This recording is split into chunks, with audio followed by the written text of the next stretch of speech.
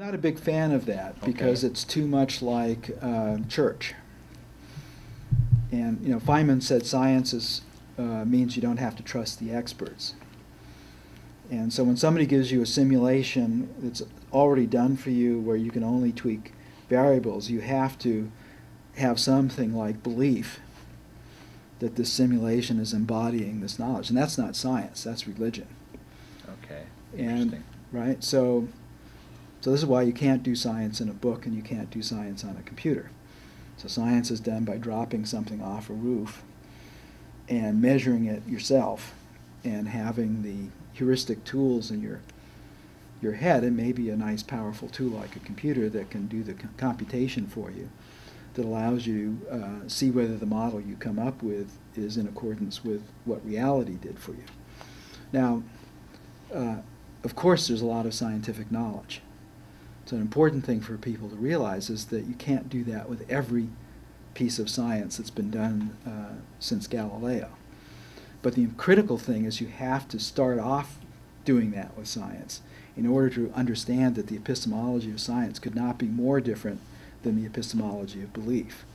So it's doing these real hands-on things early on that allows you to then go to a scientific paper or a textbook where you're merely reading it, and somebody could be making it up. But by having some sense of what science is about, you're going to read this in a very different way than some credible person reading somebody's opinions. And of course, if it doesn't make sense to you, you can always duplicate what Yeah, they up did. to a point. And this is, point. and people, this is one of the problems with big science. Because actually the high school I was in made its own cyclotron. Brooklyn, it was called Brooklyn Tech in New York. And Okay. the cyclotron was probably the last thing. It was the kind of the bridge between little science and big science. So cyclotron could be made by high school students, and the next level of accelerators couldn't really be made by high school students. Tougher. Yeah, a lot tougher.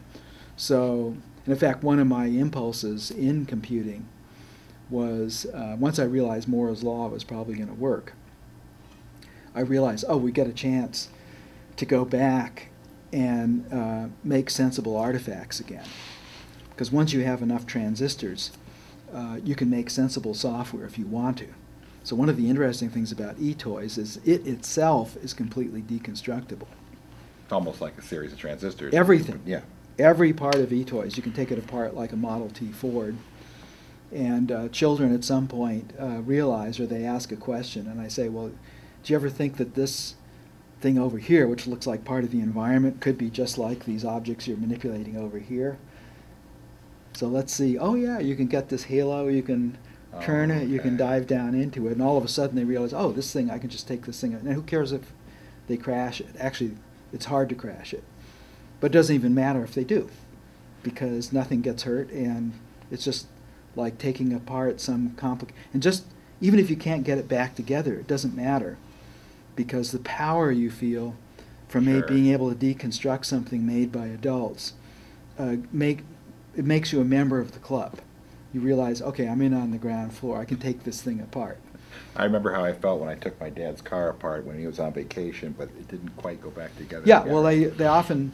But I was a hero to the people the kids that were with me. I was blessed by having parents who didn't worry about whether I could put the stuff, and sometimes I could get the stuff back Something, yeah. together, but I had one of my greatest experiences ever when I was, I guess, 10 and a half or 11 with my mom's vacuum cleaner, and I didn't get it back together, but I got a profound hit, one of the biggest hits I've ever gotten in my life from anything, from taking that thing apart and finding just a fan in there.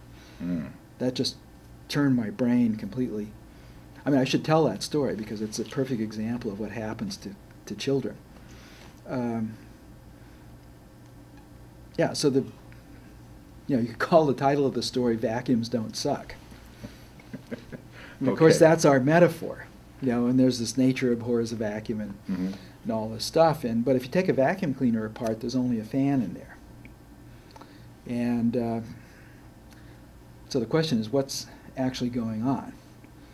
And if you have this idea of there being little particles and stuff, you can at some point you can see maybe the fan is batting them this way. And so maybe it's clearing them out a bit over there. And the thing you can do with a fan is you can put a cardboard box around it and tape it up and make a little hole at the back of it, and that'll give you a little of that sensation. And so I was fooling around with this this vacuum cleaner and a fan, and it suddenly occurred to me that the only explanation for that had to be that the air molecules were moving fast. So when my dad got home, my dad was a physiologist, and I said, "Dad, the air molecules, they must be moving 100 miles an hour." So he got out his physics book, and we found where you get to compute that, and we found out that they were going over 1,000 miles an hour, and some of them were going 1,500 miles an hour. And but to a kid that age, 100 miles an hour was 1,000 miles an hour. It's a lot, you know, because you put your up there hand out, a lot. put your hand out Right. the automobile, and so I realized, oh my God, my hand is being blown in. It's not being sucked in; it's being blown in Because of by the vacuum. air out here. And of course, this is even, you know, there were these things on the movies when the airliner's window gets blown and people get sucked out, but they don't get sucked out because, of course, they get blown out until the air pressure equalizes with the outside, and there's nothing pulling them out. Right. So that when I guess 10 and a half or 11. So that reversed a deep theory I had about that I'd been told about vacuums, that vacuums suck.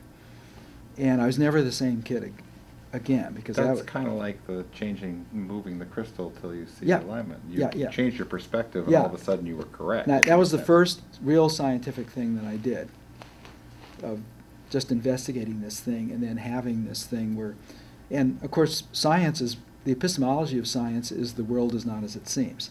Right. That's the number one deal that kids have to learn. And the San Francisco Exploratorium, in its original form, was 500 exhibits set up to help the kids understand only that.